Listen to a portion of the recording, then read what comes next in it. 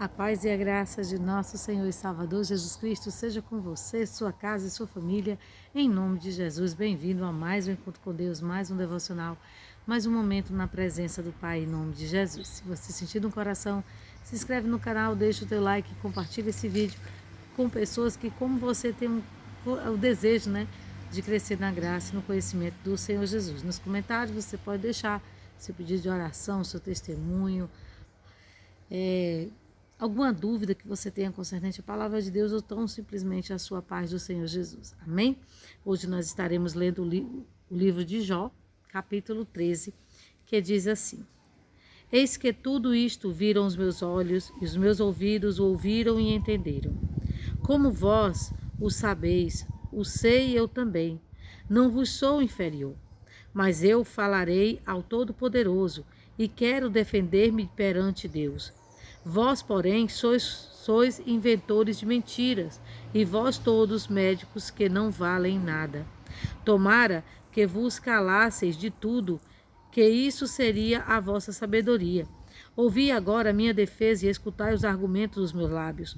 Porventura, por Deus falarei perversidade, e por ele enunciareis mentiras?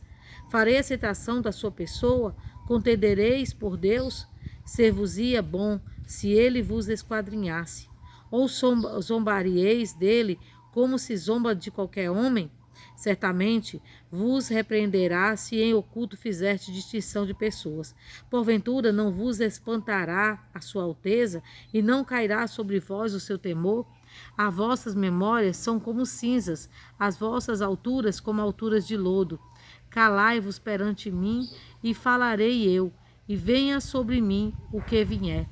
Por que razão tomaria eu a minha carne com os dentes e poria a minha vida na minha mão? Ainda que ele me mate, nele esperarei. Contudo, os meus caminhos defenderei diante dele. Também isto será a minha salvação, porque o ímpio não virá perante ele. Ouvi com atenção as minhas razões e com os vossos ouvidos a minha demonstração. Eis que já tenho ordenado a minha causa. Eu sei que serei achado justo. Quem é o que contenderá contigo? Se eu agora me calasse, renderia o espírito. Duas coisas somente faze comigo, então me não esconderei do teu rosto. Desvia a tua mão para longe de mim, e não espantes o teu terror. Chama, pois, e eu responderei, ou eu falarei e tu responde-me. Quantas culpas e pecados tenho eu? Notifica-me a minha transgressão e o meu pecado, porque escondes o teu rosto e me tens por teu inimigo. Porventura quebrantará a folha arrebatada pelo vento e perseguirás o restolho seco? Porque escreves contra mim coisas amargas e me fazes herdar as culpas da minha mocidade? Também põe os meus pés em sebos e observas todos os meus caminhos e marca os sinais dos meus pés, apesar de eu ser como uma coisa podre que se consome e como a veste a qual rói a traça. Aleluias, glória a Deus, louvado seja o nome do Senhor Jesus. Aleluia. Glória a Deus. Nós vemos aqui, Jó mais uma vez se defendendo e Jó declarando, que distinção havia entre os amigos dele e ele. Por que eles estavam se achando melhores perante Jó? Sendo que Jó, ele fazia tudo no conforme que era para ser feito e Jó estava ali, determinado a defender a sua causa. Por que Jó estava determinado? Porque ele tinha consciência que ele não tinha feito nada. Ele tinha consciência de que ele estava limpo na presença de Deus e que nada poderia acusá-lo que não fosse ali, conhecido de todos. Então, o que Jó ele declara aqui são umas afirmações bem interessantes, que ele estava certo, da sua inocência. Ele sabia que não tinha feito nada para desagradar a Deus. Ele não sabia o porquê daquele castigo no momento que ele estava vivendo. E ali ele pede para ir diretamente com Deus. Você vê que a intrepidez de Jó, de buscar a presença de Deus. Eu achei aqui muito interessante, eu até marquei, que diz assim: ainda que ele me mate, nele esperarei, contudo os meus caminhos defenderei diante dele. Ou seja, ele está dizendo que ele não se desviaria jamais dos caminhos do Senhor, independente de que fosse o momento que ele estivesse vivendo, mas jamais ele se calaria na presença de Deus.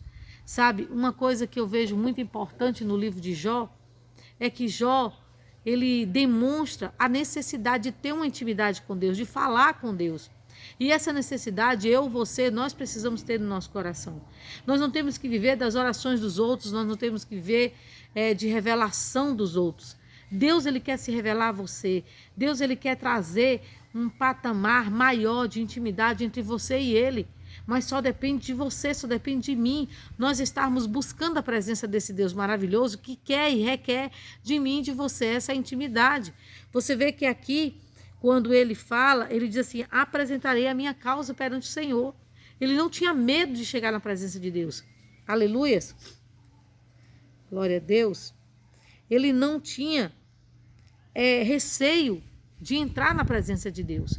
E esse receio nem eu nem você éramos para termos, mas porque olhamos para Deus como aquele Deus todo-poderoso que não se achega à humanidade. Gente, por que a gente esquece de Jesus? Por que a gente muitas vezes foca tanto ali naquelas palavras de retidão que a gente esquece das palavras de rendição? Aleluias. Nós precisamos ser rendidos na presença de Deus. Se você é rendido na presença de Deus, se você tem intimidade com Deus, por maior que seja o vale que você passe, por maior que seja a adversidade que você venha viver, você vai confiar nele, você vai acreditar nele. Olha, o que eu estou te falando é algo que eu tenho vivido. Confiar em Deus sem intimidade não é possível. Não é. Não vem me dizer: irmã, mas não dá.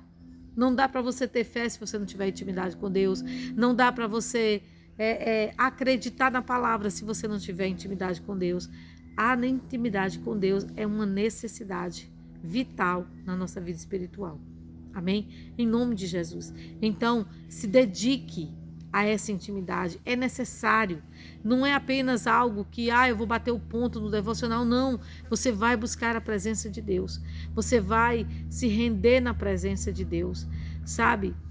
Uma coisa que eu achei muito interessante que eu ouvi nessa manhã foi uma pastora lá declarando assim, que muitas vezes nós somos ladrões de problemas. Como assim? Muitas vezes a gente entrega os problemas a Deus, mas porque Deus tarda em respondê-los segundo o nosso entendimento, a gente vai lá e pega de volta, a gente rouba de Deus para a gente. Se entregou a Deus, deixe no altar. Não vá tomar de volta. Deixa o Senhor trabalhar na sua vida, deixa Ele moldar o que precisa ser moldado, deixa Ele te refazer onde preciso for. Não tenha medo de cair nas mãos de Deus e dele transformar o seu viver, porque Jesus disse que nós somos um com o Pai, se nós estivermos dele. Então basta que nós estejamos em Jesus. Amém? Mas aí você pode questionar: irmã, como é que eu estou em Jesus? Simples, com intimidade, buscando a intimidade com Deus, em nome de Jesus. Aleluia, glória a Deus. Aqui também eu coloquei assim, Jó pede que seus amigos o escutem e considerem, né, em vez de julgá-lo e criticá-lo. Aleluias. Nós temos que aprender a ouvir mais do que falar. Isso é bíblico, gente. A palavra de Deus diz que aquele que controla a sua língua, ele tem o domínio sobre a sua carne. É algo muito forte, sabe? Não precisa, às vezes, você falar, como já foi dito antes, às vezes só precisa que você esteja junto.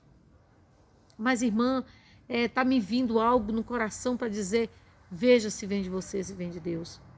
Não deixa o inimigo usar a tua vida para esbagaçar uma cana que já está quebrada. Aleluias, glória a Deus, porque Deus vai requerer de nós. Então vamos ser mais misericordiosos, vamos ser mais, como diz a palavra, vamos ser mais sensíveis à dor do outro. Essa é a palavra. Nós precisamos ser mais sensíveis e menos duros com os outros e conosco. Nós precisamos ter empatia. Aleluia. Nós precisamos defender a verdade, defender a justiça, mas nunca esquecer da compaixão. Nunca esquecer da misericórdia. Sabe, a falta de empatia é algo muito grave. Você precisa se condoer com a dor do outro. Se nós não nos importamos com a vida do irmão, nós estamos bem longe do que se chama o corpo de Cristo. Porque na realidade a vida do outro é parte da sua vida. Então cabe a você estar intercedendo. Amém? Em nome de Jesus. Aqui ele só fez um comentário, né? Eu vou ler aqui a finalização, que diz assim: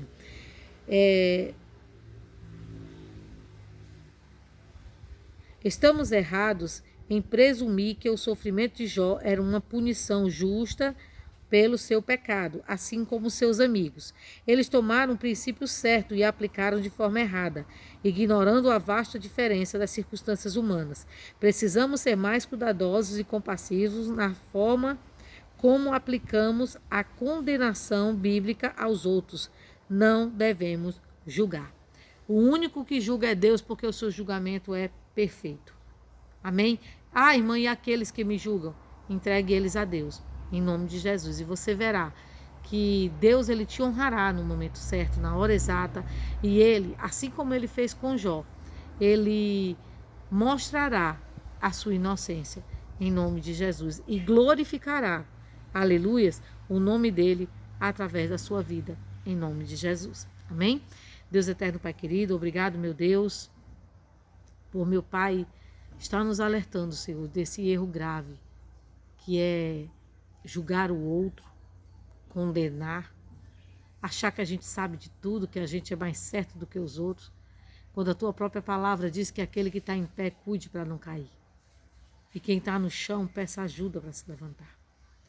Oh Deus, dai-nos sabedoria, discernimento, entendimento espiritual para discernir as circunstâncias, os tempos e as pessoas. Em nome de Jesus. Abençoa nossa casa, nossa vida, nossa família, nosso ministério. Dai-nos, Senhor Deus, a tua bênção. Guarda na ida, na permanência, na volta. Livra de todo mal, roubo, assalto, furto, sequestro, acidente. Livra-nos de toda mazela e que tua bênção, que não acrescentadores, seja sobre nossas vidas, em nome de Jesus. Te apresento os que estão orando comigo, os que estão nos cadernos de oração.